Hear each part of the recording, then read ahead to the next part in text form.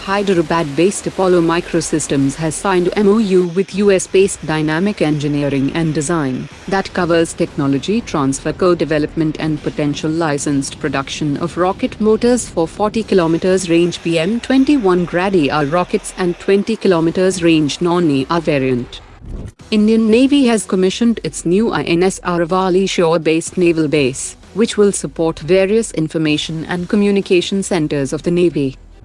China's third aircraft carrier Fujian was observed conducting sea trials in the East China Sea, roughly 140 nautical miles north of Taiwan.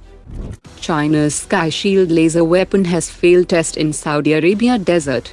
The system suffered from dust heat and long kill times, often requiring 15 to 30 minutes to disable small drones. The Ministry of Defense has issued a scope of work for the procurement of MSA Gallet LA-100 flying helmets for the Tejas Mark 1A program, which is already in service with Rafale pilots. The Indian Air Force has issued a NOTAM warning for the conduct of a major exercise from 22nd to 30th September, close to the borders with Nepal and China, focusing on combat preparedness in high-altitude terrain.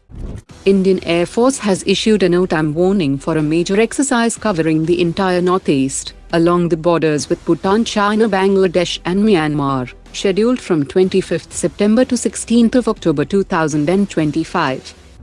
The Indian Army conducted Exercise Siyom Prahar, validating the use of drones in modern battlefield operations. Tata Advanced Systems showcased its light armored multi-purpose vehicle at Defence and Security Equipment International 2025 in London. The Indian Air Force will acquire a 350 km airborne standoff jammer that will be mounted on transport aircraft like the IL-76 or Boeing C-17.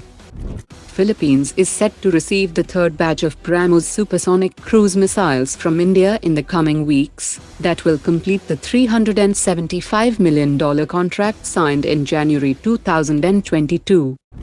Bharat Forge has signed MOU with UK-based Windracers for the deployment, localization and application of Windracer's Ultra UAVs across India. Hindustan Aeronautics is hopeful of receiving 6 additional F-404 engines by the end of this year, enabling delivery of 10 Tejas Mark 1A to the Indian Air Force by March 2026. The Indian Air Force has invited local industry to develop an indigenous flight data recorder analysis tool for its Rafale fighter jets, replacing the French system from Dassault Aviation. The current software is slow and overly complex, and the Air Force seeks a streamlined, faster and user-friendly solution that will boost Rafale's operational availability. In a big development, Russia has offered to revive the Indo-Russian FGFA fighter jet collaboration by adapting the Su-57 into a carrier-borne fifth-generation fighter, specifically for current Indian aircraft carriers. The Naval's Su-57 would require major modifications, including reinforced landing gear, folding wings, corrosion protection, and new braking and acceleration systems.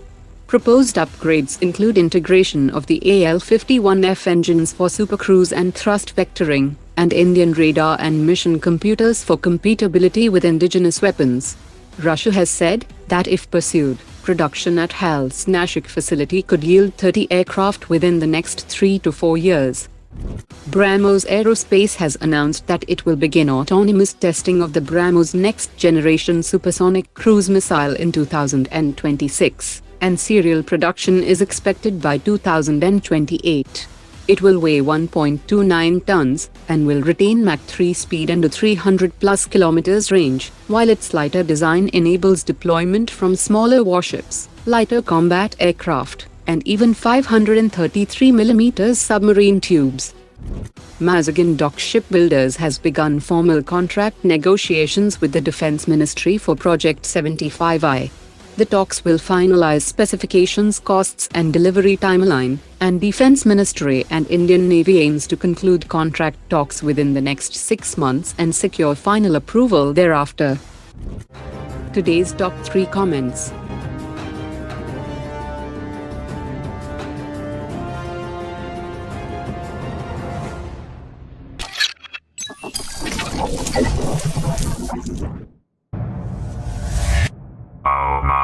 Tata.